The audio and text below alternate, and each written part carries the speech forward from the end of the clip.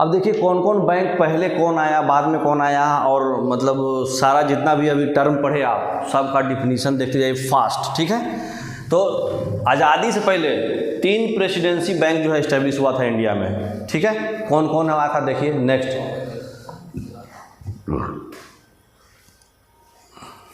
कौन कौन बैंक हुआ था, ये पहला बैंक था बैंक ऑफ बंगाल। सबसे पहला बैंक हमारे इंडिया में कौन आया था आज़ादी से पहले भी, बैंक ऑफ बंगाल 1806 में। दूसरा आया था बैंक ऑफ बॉम्बे 1840 में, और तीसरा आया था बैंक ऑफ मद्रास 1843 में। फिर 1921 में मतलब तीनों बैंक को मर्ज करके जो बैंक का नाम रखाया था उसका नाम रखाया था इंपीरियल बैंक ऑफ इंडिया।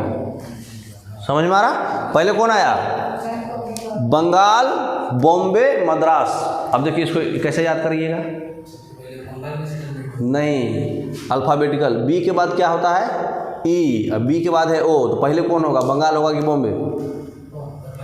मतलब अगर डिक्शनरी में बंगाल लिखना है, बॉम्बे लिखना है, तो कौन पहले लिखिएगा, बंगाल। तो बंगाल पहले है, फिर बॉम्बे, और मद्रास में, तीनों में कौन पहले लिखिएगा, बंगाल, फिर बॉम्बे, फिर मद्रास, यही ऑर्डर में डिक्शनरी में लिखिएगा।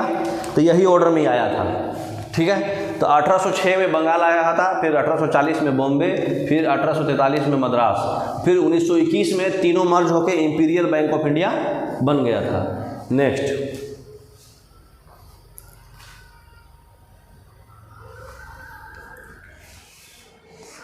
तो ये nationalise state bank of India, जो तीनों इंपीरियल बैंक ऑफ इंडिया था, ये पूरा मर्ज होकर के स्टेट बैंक ऑफ इंडिया बनाया। कब? 1 जुलाई 1955 को।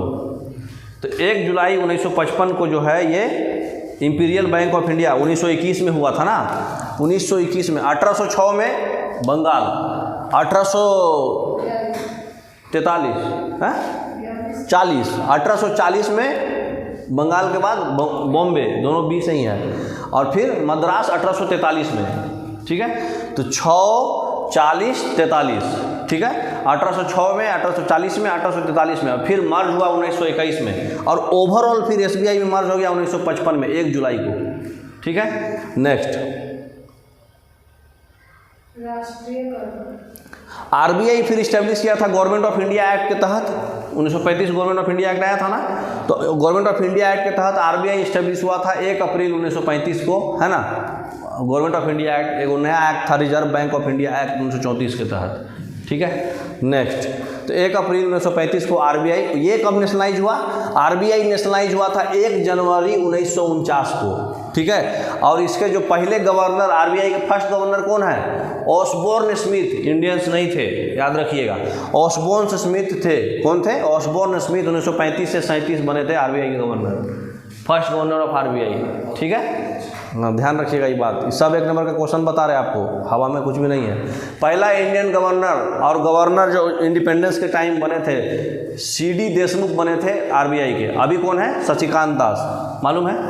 RBI के गवर्नर है शशिकांत दास, लेकिन पहला गवर्नर कौन थे? ऑसबोर्न देशमुख, अरे ऑसबोर्न स्मिथ, और देशमुख कौन थे? अभी शशिकांत दास हैं। और पहला इंडियन कौन थे? देशमुख, 1943 से 49, वो 35 से 37 थे। ऑसबोर्न स्मिथ 35 से 37, 43 से 49 CD देशमुख, विलासराव देशमुख, है ना। कौन है देशमुख? एगो हीरो है ना, विलासराव देशमुख के बेटा का नाम क्या है? रितेश देशमुख के भाई था वो। तो देशमुख साहब जो है RBI के गवर्नर बने थे, इंडियंस पहला। तो head office of the RBI कहाँ रखा गया था? मुंबई में। और लोकल हेड ऑफिस कहाँ रखा गया था? सारा मेट्रोपॉलिटन सिटी में, जहाँ पे मतलब हमारा वेदर रिपोर्ट आता है ना, चारों महानगर का वेदर रिपोर्ट, न्यू दिल्ली, कोलकाता, मुंबई और चेन्नई, चारों मेट्रोपॉलिटन सिटी में लोकल हेड ऑफिस था, लेकिन मेन हेड ऑफिस मुंबई में, ठीक है। नेक्स्ट, अब देखिए काम क्या होता है RBI का। जो जनरल जो सेंट्रल बैंक का काम होता है वही काम होता है, और दूसरा डेवलपमेंट्स और जो भी कुछ चेंजेज करना है तो वो सब काम होता है, जो भी मॉनेटरी पॉलिसी हम लोग पढ़े, है ना, तो वही काम होता है RBI का। नेक्स्ट,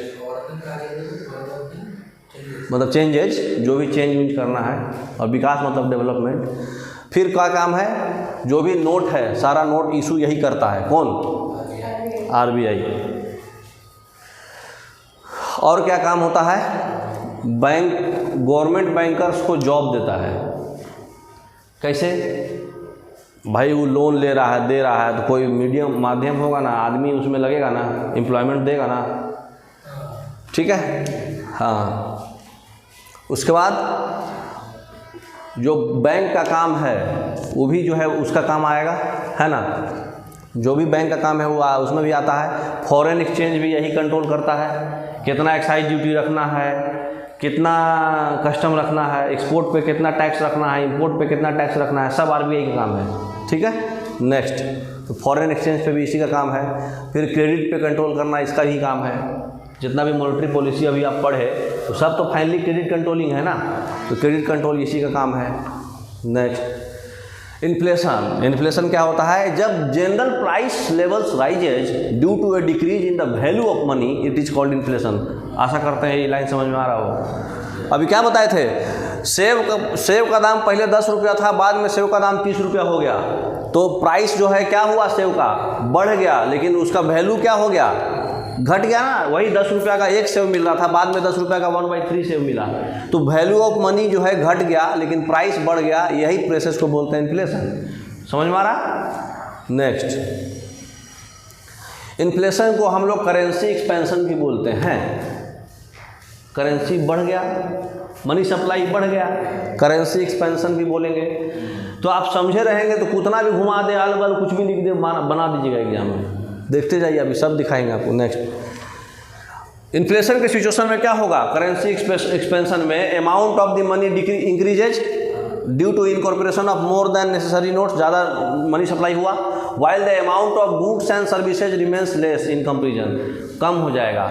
अब भाई आप ज़्यादा रिसोर्सेज को यूटिलाइज करिएगा ना, ज़्यादा पैसा आएगा तो है, पैसा ज़्यादा होगा तो गुड्स एंड सर्विसेज ज़्यादा खपत होगा, तो बचेगा कम ना हो। गुड्स एंड सर्विसेज आप ज़्यादा यूज कीजिएगा। अब जैसे हम हैं, हमारे पास बहुत पैसा है, तो हर हफ्ते हम 2 साड़ी खरीद रहे हैं, हर हफ्ते 2 कपड़ा खरीद रहे हैं, तो हम ज़्यादा कपड़ा खरीदेंगे तो मार्केट में तो कपड़ा कमेगा ना, तो गुड्स एंड सर्विसेज क्या होगा? लेस हो जाएगा, है ना, पहले से। हाँ, तो इन्फ्लेशन होगा तो सब लेस हो जाएगा। सर्विस भी लेस होगा, ज़्यादा लोगों को रोजगार मिलेगा, तो सप्लाई कम हो गया ना, डिमांड बढ़ा तो सप्लाई कम गया। इन inflation general price level rises, जानते हैं आप। नेक्स्ट, करेंसी डिफ्लेशन और deflation is the opposite of inflation, जानते हैं। सस्ताई मतलब क्या हुआ? महंगाई का उल्टा। मतलब इन्फ्लेशन होगा तो उसका अपोजिट क्या होगा? डिफ्लेशन, है ना, तो मनी सप्लाई कम जाएगा। Next, in the event of deflation the value of money क्या हो जाएगा? उस समय क्या हो रहा था? 10 रुपये का सेब 30 रुपये में मिल रहा था, लेकिन वही 10 रुपये का वैल्यू हमारा 1 था तो अभी 1/3 हो गया था, घट गया था। अभी वैल्यू ऑफ मनी बढ़ जाएगा, क्योंकि वही जो है 10 रुपये के सेब के बदले 5 रुपये में मिल रहा है, तो हमको 10 रुपये में 2 सेब मिल जाएगा, तो वैल्यू ऑफ मनी क्या हो जाएगा? बढ़ जाएगा। प्राइस क्या हो जाएगा? प्राइस बढ़ जाएगा, लेकिन गुड्स और सर्विसेज का प्राइस फॉल हो जाएगा। सामान का पैसा कम जाएगा, हमारे पास प्राइस क्या होगा? घट जाएगा। तभी तो सामान का पैसा कम जाएगा, हमारे पास पैसा ही नहीं है। तो इसलिए रीज़न जो है मॉनेटरी इनकम और प्रोडक्टिविटी भी इसमें इम्बैलेंस हो जाता है। इसलिए हमारे देश के लिए हानिकारक है ज़्यादा चीज़ सस्ता होना, क्योंकि मार्केट में मनी सप्लाई कम जाएगा। इन्फ्लेशन होता है तो मनी सप्लाई कैसे? मनी सप्लाई बढ़ रहा था ना इन्फ्लेशन में। कौन? गुड्स एंड सर्विस का रिमेंस फॉल हो रहा था, प्राइस नहीं। यहाँ प्राइस बोल रहा है, मतलब घुमा के क्या बोला ये? Price of goods and service मतलब क्या? Money supply. क्वेश्चन लाइन ध्यान पढ़ो ना, प्राइस बोल रहा है, वहाँ गुड्स एंड सर्विस का अमाउंट बोल रहा था, चीज़ का नंबर। वहाँ पे क्या बोल रहा था? Goods and service remains less in comparison to yesterday, मतलब पहले का। वो गुड्स एंड सर्विसेज का क्या वैल्यू, यहाँ पे क्या बोल रहा? पैसा। तो पैसा तो कम जाएगा ना, सस्ता होगा हर चीज़। तो मनी सप्लाई घट रहा है, सीधा सीधी मनी सप्लाई से याद रखो हर एक चीज़। मनी सप्लाई हुआ बढ़ा तो इन्फ्लेशन बढ़ा, मनी सप्लाई घटा तो इन्फ्लेशन घटा, इन्फ्लेशन घटा बोलो तो डिफ्लेशन बढ़ा। एक चीज़ से ही कोई चीज़ को कंपेयर करो, हर चीज़ में टेक्निकल नहीं लगाओ। Next, when the monetary income is less than the quantity of production and due to this prices start falling down, it is called deflation। क्या बोल रहा है? इनकम कम हो गया प्रोडक्शन से, मतलब हमारा मनी सप्लाई कम हो गया, तो इससे कारण क्या हो जाएगा, जो सामान का जो पैसा है, सामान का जो प्राइस है वो कम होने लगा, तो डिफ्लेशन है। और डिफ्लेशन माने सस्ताई, हर चीज़ सस्ता होने लगा। तो आप समझ जाओ, सस्ता होने लगा तो आदमी भी गरीब होने लगा। ठीक है। रिफ्लेशन, ये टेक्निकल टर्म हम लोग नहीं पढ़े थे। When a situation of inertia arises in the economy due to excessive currency deflation, artificial inflation is resorted to the protect the economy. अच्छा, जब बहुत ही ज़्यादा डिफ्लेशन हो गया, मतलब सस्ताई बहुत हो गया, तुम्हारे भाषा में, हम लोग के भाषा में हर एक चीज़ जो है सस्ता हो गया, तो ज़्यादा सस्ता बहुत दिन तक रहता है तो क्या हो जाता है, रिसेशन। रिसेशन बहुत दिन तक रहता है तो डिप्रेशन, डिप्रेशन बहुत दिन तक रहता है तो ग्रेट डिप्रेशन। तो जब रिसेशन आने ना दे हम, उसके लिए हम ज़बरदस्ती इन्फ्लेशन कर रहे हैं अपने मन से, आरबीआई ऐसा पॉलिसी कर रहा है उसको कंट्रोल करने के लिए। तो डिफ्लेशन को कंट्रोल करने के लिए ज़बरदस्ती इन्फ्लेशन किया गया, वो इन्फ्लेशन को बोलते हैं रिफ्लेशन। समझ में आया? वेन सिचुएशन मतलब कह रहा है कि जब एक्सेसिव करेंसी डिफ्लेशन हो गया तो artificial inflation is resorted, artificial inflation जो है डाला गया। ठीक है, जब मतलब अर्थव्यवस्था में जड़ता की स्थिति उत्पन्न हो जाती है, जड़ता मतलब क्या हुआ, सस्ताई मतलब डिफ्लेशन, तो अर्थव्यवस्था को इसके दुष्परिणामों से बचाने के लिए कृत्रिम मुद्रास्फीति मतलब आर्टिफिशियल इन्फ्लेशन का सहारा लिया जाता है, मतलब इसको कंट्रोल करने के लिए, ताकि हमको रिसेशन का, मंदी का ज़माना ना देखना पड़े। तो मंदी का ज़माना ना देखना पड़े, हर चीज़ सस्ता होने लगा, तो ज़बरदस्ती माहौल, ब्लैक मार्केटिंग, चाहे कुछ ऐसा आर्टिफिशियल माहौल क्रिएट करके आर्टिफिशियल ब्लैक मार्केटिंग कर दिए, या फिर पॉलिसीज़ में CLR बढ़ा दिए, SLR बढ़ा दिए, ऐसा पॉलिसीज करके आर्टिफिशियल इन्फ्लेशन हम माहौल बनाए डिफ्लेशन को कंट्रोल करने के लिए। तो आर्टिफिशियल इन्फ्लेशन जो हम लोग किए उसको बोलते हैं रिफ्लेशन। ठीक है, समझ में आ रहा है टेक्निकल टर्म? समझ में आ रहा, समझ में आया कि नहीं? हाँ, नेक्स्ट, डिसइन्फ्लेशन क्या होता है, जब क्वांटिटी ऑफ मनी जो है कम जाए, मतलब to remove the side effects of, ये उल्टा, जब इन्फ्लेशन बहुत ज़्यादा हो गया, इन्फ्लेशन बहुत ज़्यादा हो गया, औकात से फाजिल हो, मतलब महंगाई एक लेवल तक ही अच्छा लगता है ना, 2 से 6% बोला गया है, अब 6% से ज़्यादा हो रहा है इन्फ्लेशन, तो उसको कंट्रोल करने के लिए ज़बरदस्ती आर्टिफिशियल डिफ्लेशन करें हम। तो आर्टिफिशियल डिफ्लेशन करें तो उसको क्या बोलते हैं, डिसइन्फ्लेशन। समझ में आ रहा बात? तो सब टेक्निकल टर्म है। Next, that condition of stagflation inflation in which the condition of economic inactivity and unemployment exist along with price rise. कह रहा है कि महंगाई तो बढ़ा, प्राइस तो हमारा राइज किया, लेकिन हमको एम्प्लॉयमेंट बढ़ना चाहिए, इन्फ्लेशन हो रहा है तो, लेकिन एम्प्लॉयमेंट नहीं बढ़ा, इकोनॉमिकली इनएक्टिविटी ही है दिख रहा है, तो उसको बोलते हैं स्टैगफ्लेशन। जैसे ही अथी के दाम बढ़ता है, टमाटर वमाटर के, वो सब स्टैगफ्लेशन में है, एम्प्लॉयमेंट क्या उससे बढ़ेगा, तो स्टैगफ्लेशन हो गया। ठीक है। डीवैल्यूएशन क्या होता है, मतलब कि करेंसी का जो है लोअरिंग हो गया, पैसा का वैल्यू कम हो गया, मतलब दूसरे कंट्री की अपेक्षा। जैसे अभी 1 रुपये मतलब 80 रुपये में $1 है, बाद में अगर 100 रुपया में $1 हुआ तो पैसा का वैल्यू कमा कि नहीं, तो वो बोलते हैं डीवैल्यूएशन, मतलब पैसा का वैल्यू कमते जा रहा है, डी वैल्यू हो जा रहा है ना? समझ में आया? नेक्स्ट, तो डीवैल्यूएशन में क्या होता है, जब करेंसी डीवैल्यूएशन होगा, इससे आपका क्या होगा फायदा, is to improve the position of adverse balance of payments, encourage exports and discourage imports, attract foreign capitals, prevent black marketing of foreign currency. मतलब फॉरेन करेंसी का ब्लैक मार्केटिंग होने लगता है, तो इसको जानबूझ के किया जाता है डीवैल्यूएशन, ताकि बाहर से सामान हमारे पास ज़्यादा आए। क्यों नहीं, जैसे पहले जो है डॉलर का दाम 80 रुपया, अब डॉलर का दाम 100 रुपया, अब लोग ज़्यादा जाएंगे फॉरेन से पैसा ज़्यादा कमा के ज़्यादा माल भेजेंगे इधर, तो ऐसा माहौल बनाया जाता है कभी कभी इंटेंशनली। तो उससे हमको क्या फ़ायदा होता है, एक्सपोर्ट बढ़ेगा, यहाँ से माल ज़्यादा जाएगा, इंपोर्ट कमेगा, उधर से माल कम आएगा। नहीं, डीवैल्यूएशन मतलब उल्टा, मतलब पैसे का वैल्यू कम कर दिया गया है, मतलब हाँ, अब जैसे सस्ता हो गया, बात सही है, तो फॉरेनर्स तुम्हारे पास कम करेगा ना, क्योंकि अरे जैसे इंडिया मान लो, ठीक है, और नेपाल मान लो, ठीक है, तो तुम नेपाल से ज़्यादा बिजनेस करेगा कि अमेरिका से? नहीं, तुम पहले ये बताओ मेरे क्वेश्चन का जवाब, तुम नेपाल से बिजनेस ज़्यादा करोगे कि अमेरिका से? हाँ, जहाँ प्रॉफिट ज़्यादा होगा। प्रॉफिट ज़्यादा कहाँ होगा? अमेरिका में। क्यों? 80 रुपये का फर्क। क्योंकि हमारे 80 रुपये का $1 है वहाँ, तो हमारे पैसे, और वही अगर हम नेपाल में जाएंगे तो हमारा 5 रुपये, हमारा 1 रुपया वहाँ 5 रुपये के बराबर है, तो वहाँ पे हम एक्सपोर्ट इंपोर्ट को क्या करेंगे? नहीं करेंगे। तो वही बोल रहा है कि जब डीवैल्यूएशन हो जाएगा फॉरेन में चाहे कहीं भी, तो उससे हमारा क्या होगा? एक्सपोर्ट बढ़ जाएगा और इंपोर्ट डिस्करेज हो जाएगा। अब क्यों डिस्करेज हो जाएगा? नेपाल का माल तुम लाओगे यहाँ, नेपाल का माल यहाँ लाओगे?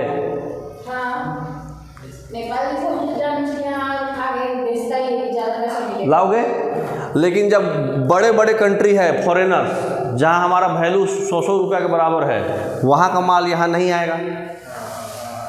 समझ में आ रहा है? मतलब कि फॉरेनर कंट्री तुमको वैल्यू नहीं देगा, इनडायरेक्टली यही घुमा के लिखा हुआ है। यहाँ से तुम माल जो है वहाँ जानबूझ के ज़्यादा भेज रहे हो क्योंकि तुमको ज़्यादा पैसा मिलेगा, लेकिन वहाँ से माल तुम नहीं ला रहे हो क्योंकि तुमको कम पैसा मिलेगा। तो ये हमारा डीवैल्यूएशन का एडवांटेज है। इनडायरेक्टली ये ब्लैक मार्केटिंग को बचाने के लिए किया जा रहा है, ताकि फॉरेनर गुड्स नहीं होगा तो डोमेस्टिक गुड्स ज़्यादा होगा, डोमेस्टिक गुड्स का ज़्यादा बढ़ोतरी होगा तो हमारा क्या होगा? ग्रोथ होगा।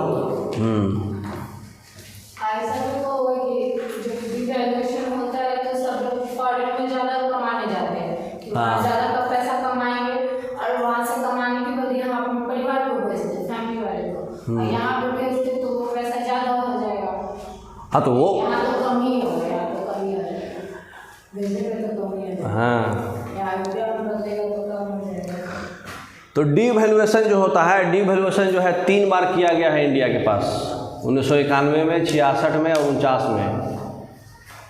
मतलब एलपीजी पॉलिसी पढ़े थे ना कल, एलपीजी जो किए थे वो क्या हुआ था? डीवैल्यूएशन किया गया था, जानबूझ के हमको फ्री किया गया था, लिबरल कर दिया गया था सब कुछ। तो डीवैल्यूएशन मतलब हर चीज़ हमको लिबरलाइजेशन हो रहा है। तो डीवैल्यूएशन इसलिए कर रहा है ताकि फॉरेन पॉलिसी को कंट्रोल कर सके, ठीक है, प्राइवेटाइजेशन कर सके हर एक चीज़। तो 1991 में हुआ था, मनमोहन सिंह किए थे, 66 में और 49 में, 3 बार डीवैल्यूएशन हुआ है इंडिया का। समझ गए? नेक्स्ट, बैंक रेट क्या होता है अभी बताया आपको। जिस रेट से आरबीआई जो है, मतलब आरबीआई जो है लोन देता है, long term loan other bank को, है ना। नेक्स्ट, रेपो रेट क्या होता है? शॉर्ट टर्म लोन देता है आरबीआई जो है कस्टमर अथी को, लोन अथी क्या बोलते हैं, बैंक को, जो कस्टमर को अवेलेबल रहेगा। फिर क्या है? रिवर्स रेपो रेट, उल्टा, which is given by RBI to its customer on short term loan which is taken from them. मतलब आरबीआई लेता है कस्टमर से, मतलब बैंक से, हाँ, उसको रिवर्स रेपो हो गया, सब जाने हुए हम लोग। देखिए नेक्स्ट, कैश रिजर्व जो होता है, जितना भी कमर्शियल बैंक है उसको कुछ परसेंटेज डिपॉजिट्स का आरबीआई को देना पड़ता है ना, फंड के फॉर्म, कैश के फॉर्मेट में, है ना। तो कैश रिजर्व रेशियो जो होता है ये रेशियो कैश रिजर्व रेशियो बोलते हैं। यहाँ देखिए $2000, 5% CRR ये दिया गया है आरबीआई कस्टमर को मेंटेन करने के लिए, कस्टमर के पास कम है, ठीक, फिगर बना के समझाए हुए हैं, ऑलरेडी आप लोग समझ चुके हैं, घूमने का नहीं ज़्यादा। नेक्स्ट, कैश रिजर्व रेशियो, जब when the reserve bank wants to increase the credit money it decreases this ratio and if wants to decrease the credit money increases the ratio, है ना। अगर ये घटा देगा माने बढ़ा देगा तो, अरे ये रेशियो अगर कमा देगा मतलब क्रेडिट मनी ज़्यादा दे रहा है बैंक, मतलब क्रेडिट मनी ज़्यादा दे रहा है मतलब लोगों के पास ज़्यादा पैसा पहुँचेगा। 4% ऐसे 5% है, तो ये चीज़ आप ऑटोमेटिक अपने पास अपने दिमाग से भी कर सकते हैं, है ना। नेक्स्ट, खाली उसका मीनिंग समझ लिए हैं। तो कमर्शियल बैंक को भी कुछ सर्टेन परसेंटेज ऑफ अपना एसेट जो है अपने साथ रखना पड़ता है, लिक्विड फॉर्म में या फिर सिक्योरिटी के फॉर्म में, इसको बोलते हैं SLR, जानते हैं ना। नेक्स्ट, ये जो होता है, अगर जो है हमको क्रेडिट मनी को फैलाना है तो ये रेशियो कमा देंगे, है ना। नेक्स्ट,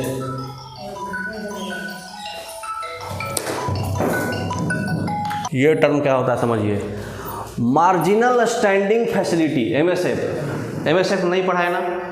एमएसएफ क्या होता है, ये ऐसा रेट होता है जिससे बैंक जो है कोई सिक्योरिटी के अगेंस्ट आरबीआई से लोन लेता है ना। रिजर्व बैंक से परसेंटेज ऑफ इंटरेस्ट से नहीं लेता है, माने जैसे हम लोग को जो लोन देता है तो गिरवी में कुछ रखता है, तो यहाँ गिरवी में सिक्योरिटी रख रहा है आरबीआई, उसको बोलते हैं मार्जिनल स्टैंडिंग फैसिलिटी। मतलब दया के भाव से चलो ठीक है तुम इंटरेस्ट मत दो अपना, वो तो एसएलआर अपने पास बैंक खुद रख रहा है, अपने पास लिक्विड मनी खुद रख रहा है ना, वो तो मार्जिनल रिक्वायरमेंट हुआ, मार्जिनल डिफरेंस जो था वो अलग चीज़ है। जो बैंक और आरबीआई के बीच का मामला है वो किसके मामला था, बैंक और कस्टमर के बीच, ये बैंक और आरबीआई के बीच है। तो आरबीआई जो है जिस रेट से बैंक बोरो करता है सिक्योरिटी के अगेंस्ट देकर आरबीआई से पैसा, वो रेट बोलते हैं मार्जिनल स्टैंडिंग फैसिलिटी। समझ में आ रहा बात, मतलब कि ये भी एक प्रकार का क्या है, रेपो रेट के जैसा है, लेकिन रेपो रेट में क्या है, पैसा के बदले पैसा, यहाँ पैसा के बदले सिक्योरिटी है ना, थोड़ा कम पैसा लेगा उसमें, मार्जिनल स्टैंडिंग फैसिलिटी, ठीक है। नेक्स्ट, तो ये इसमें क्या होता है, banks borrow capital against their additional statutory liquid ratio SLR on a overnight basis, रातों रात, मतलब इमरजेंसी आ गया रातों रात लेना है, तो एसएलआर तुम्हारे पास ज़्यादा है, जिससे तुमको मिनिमम 23% एसएलआर रखना है, तुम्हारे पास कुछ ज़्यादा एसएलआर है, तो वो एसएलआर गवर्नमेंट का जो सिक्योरिटी तुम फॉर्मेट में रखा था, गवर्नमेंट का सिक्योरिटी तुम आरबीआई को दे दो, आरबीआई से पैसा ले लो रातों रात, ठीक है। तो अचानक से जो पैसा लेना होता है ओवरनाइट में, वो मार्जिनल स्टैंडिंग फैसिलिटी होता है, ठीक है। नेक्स्ट, तो एमएसएफ कब चालू किया गया था, 2011 में चालू किया था, 9 मई 2011 में, पहले नहीं था ये, 9 मई 2011 को स्टार्ट हुआ था ये। नेक्स्ट, बेस रेट तो पढ़ा दिया आपको, कमर्शियल बैंक जो है इससे नीचे किसी को लोन नहीं दे सकता है, एक मिनिमम फिक्स है कि भाई हाँ 8% से नीचे 7% से नीचे आप लोन किसी भी कस्टमर को नहीं दे सकते हैं आप। तो किसी भी कस्टमर को आप एक fix commercial scheduled commercial bank जो भी है वो लोन नहीं दे पाएगा, जैसे वो बेस रेट होता है, माने बेस रेट फिक्स करता है आरबीआई, जैसे मान लो 10% फिक्स किया, तो 10% से कम कितनों ऑफर दे दे वो 10% से कम लोन नहीं देगा, ठीक है। जो मिनिमम रेट फिक्स है वो बेस रेट है, ठीक है। बैंक रेट अलग चीज़ है, बैंक रेट आरबीआई देता है बैंक को, बेस रेट अलग चीज़ है। ये आरबीआई 2010 में लाया था, ठीक है।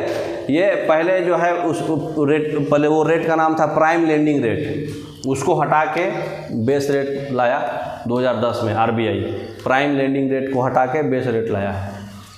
तो ये जितना आप समझा रहे हैं ना, ज़्यादातर ये समझने वाला डिफिनीशन में को पूछता है एग्जाम में, वो यूपीएससी लेवल में पूछता है कि ये बढ़ा देंगे तो क्या होगा, ये घटा देंगे तो क्या होगा, डिफिनीशन ही डायरेक्ट पूछता है लोकल पीएससी स्टेट पीएससी सब में। नेक्स्ट, कब लाया गया ये पूछेगा, मार्केट हम लोग अगली क्लास में पढ़ेंगे। ओके, इतना बर्दाश्त करने के लिए धन्यवाद। कितना मिनट गया ये?